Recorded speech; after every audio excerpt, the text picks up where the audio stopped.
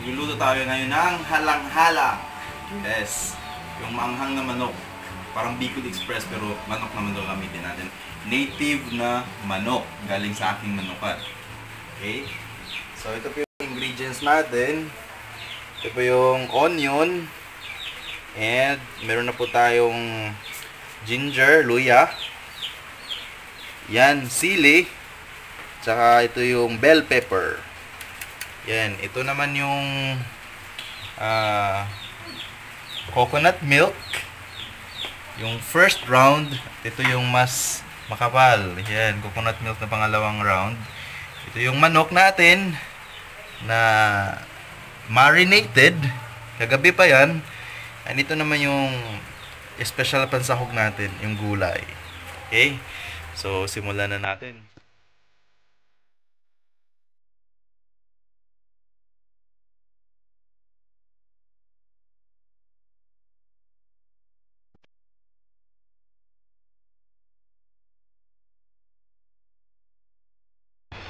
So, lagyan natin ng mantika. Hintayin natin na minute siya.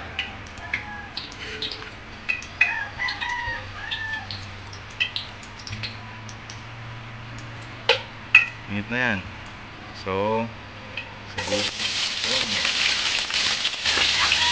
sauté.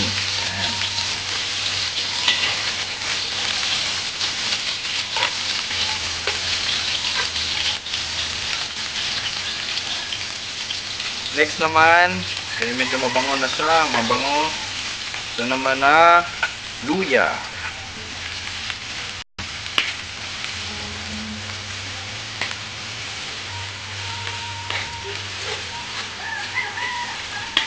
Yan, mabango na siya.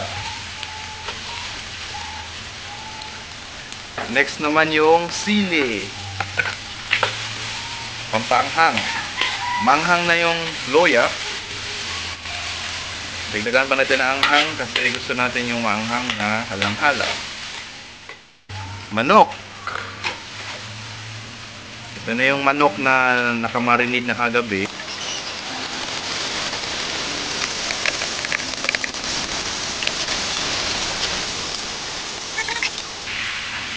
Native chicken. Mas masarap yung native chicken pag gagawing halang-halang compared naman doon sa mga broiler na nabibili natin sa tindahan.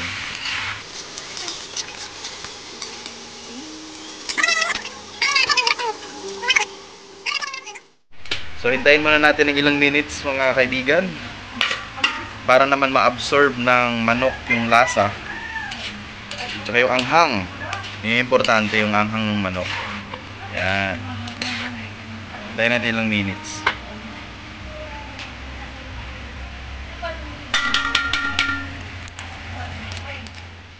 I-simmer natin siya. So pag i-simmer natin, yung apoy naman hinaan natin. Yan, hinaan natin siya.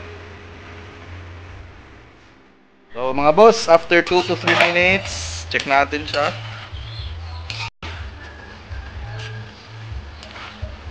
Mix na naman natin. Yan. So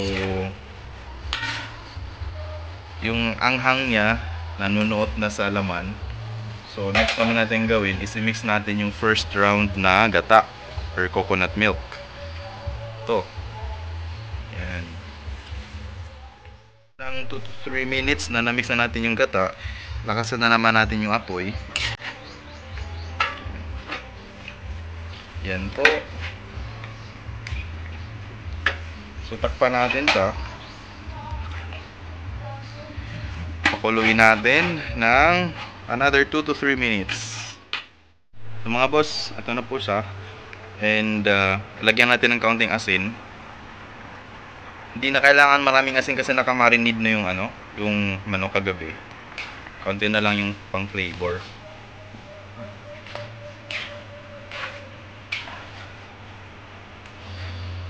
Yes. Ito na siya. And next naman natin gawin is ilagay yung sayote.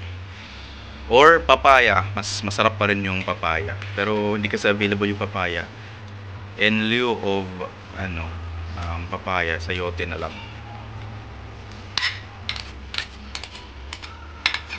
Yun. Yan ang papaya. Ah. So ito na po yung sayote. Kamix na siya. So hintayin natin na maluto yung sayote bago natin lagyan ng additional gata. So luto na po yung ilagyan na natin yung pangalawang batch ng gata, yung sticker. Yan.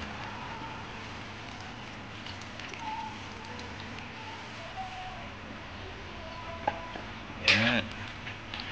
Ito na po siya.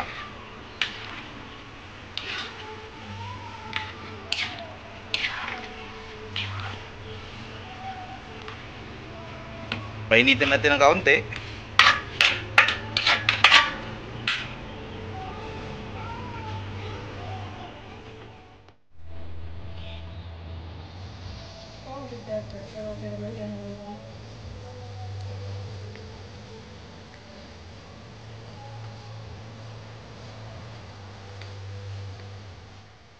Ilagay na natin yung bell pepper.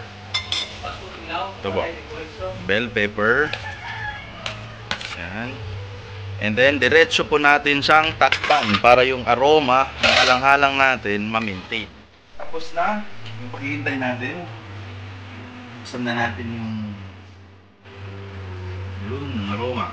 Mabango siya. Kasi, saan na natin. So, dahil sa bell pepper, mabango talaga siya.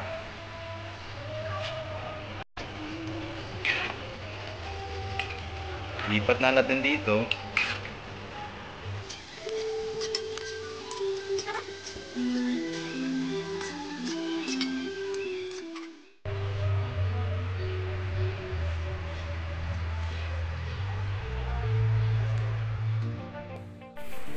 Yung final step natin, i-garnish natin siya ng sibuyas. Yan. Additional amoy din to. Magpambabango. And para malaman ng kakain na maanghang siya, i-garnish natin ng sili. Yan.